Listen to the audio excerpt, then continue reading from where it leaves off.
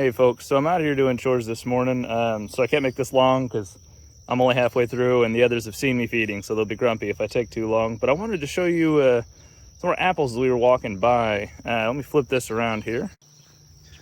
So as I'm walking by, this one's right off the side of that L paddock that you've seen in our other videos, the overhead map, the grazing rotations and farm map video. So it's right over here by the bulk bin, so I can see it. And you know, we haven't had rain since the 9th, and today's the 20-something. So that's pretty far out for here in southern Missouri. So I was like, oh, well, that apple tree is, you know, it's struggling as far as water. That's its biggest issue right now. And then I walked over a little closer to try to check it out, because I looked at one of our other ones over here that's suckering up from the base because the top died off. These were ones I bought for the $10, you know, they're real sad looking at Lowe's situation, where they start to just cut them back real cheap for you. But what I noticed is that my problem is actually probably more so this. So this is Apple Cedar Rust, okay? And a lot of our real popular cultivars, which this, see if it still has the tag saying what it is. Yeah, it's a Red Delicious. So very obviously, Red Delicious is susceptible to Apple Cedar Rust, right? And a lot of those real common varieties are, but a lot of rootstocks aren't.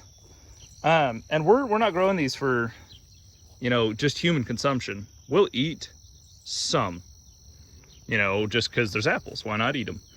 But a lot of what we're growing these apples for is to reduce our livestock feed costs. So to feed our pigs, essentially. And then whatever birds or deer or whatever else want to eat them too, to help encourage that wildlife. So as we go down, you'll see the whole tree, all of its leaves have this. Now, Apple Cedar Rust is a type of fungus that overwinters on cedar trees, Juniperus virginianus, so eastern red cedar. Now, there are other types of cedar rust all throughout the U.S. that use other types of junipers in order to act as that secondary host. And they'll form these big galls that look like orange, crazy alien-like things on the trees. And then in the summer, those spores release, land on the leaves, and infect the leaves. And then they grow on the leaves here. Now, it's a real big problem. You can see it's causing wilting. The leaves obviously not photosynthesizing to its maximum potential, right? So that's a problem. It's not going to be as productive as it could. Some leaf wilting is common, and it can cause graft union stress too on young trees, which is what this one I think is experiencing some of. Now, some of the leaves down here are curled, so I do bet some of it is because it's dry, but this right here, and I'm not real great about keeping the bases weeded, but I think we can pull this up enough so you can see this here. So, see, that's coming from the bottom. We had some chewing from voles over the winter, and that's why we put these little tubes on the bottom. But you can see these green shoots, which are what's coming up. They're coming up from below the ground level. They're coming up from below that graft union. Now, yeah, some of that leaf issue up top could also be from that stress down there, from all that chewed space. There's not as much nutrients managing to make it up. Sometimes that'll heal, but when it doesn't, I don't mind when these come up, because then you can get ones that are more resistant to Apple Cedar Rust. Now, there are still one or two little spots on here. Right there, you see that one. But there are varying degrees of susceptibility to Apple Cedar Rust. There's more on this little leaf over here. I can't really see it around the, there you go. So he's got a few spots, but for the most part, it's clean and it's growing fine.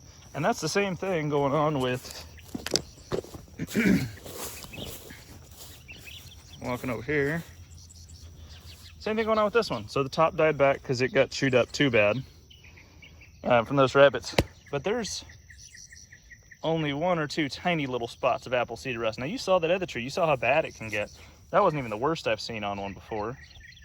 But that was pretty bad. This, nothing. It's got, I think I said 1 or 2 spots I noted on a leaf, but now I'm not even seeing it. So obviously not bad. Oh, there it is. There we go. And that actually, no, that's a bug bite. Okay, never mind. So since I don't care at all about, let me flip this around. Since I don't care at all about producing the tastiest apples for me to eat, because rootstock apples are not, they're not the best. They're usually, I don't know what stock these are. They're semi-dwarfing. So they're probably like a M111 or something, which are supposedly fine. Like they're okay. They're not a crab apple. So there's that. And this is just me trying to run off memory here. So feel free to look into that. And I'm just taking a guess at M111 being the stock that they used. And that I'm even saying that name right. It has been a long time since I've dealt with specific rootstock cultivars for apples. But that's the general rule. They're aiming for other traits in those apples when they do that.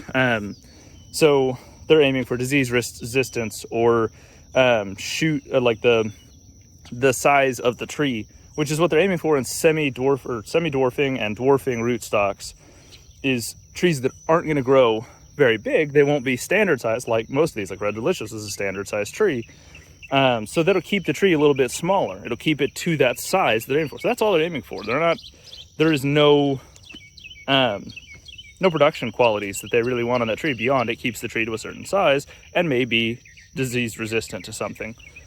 So for me, as long as it produces apples on the tree, I don't care. And the fact that it's resistant to Apple Cedar Rust, that's a positive. So I'll let those, if the top of the tree isn't doing great or is showing signs like this one here is of that Apple Cedar Rust issue, then I'm totally fine with the rootstock being the new tree that replaces that top when the top dies off.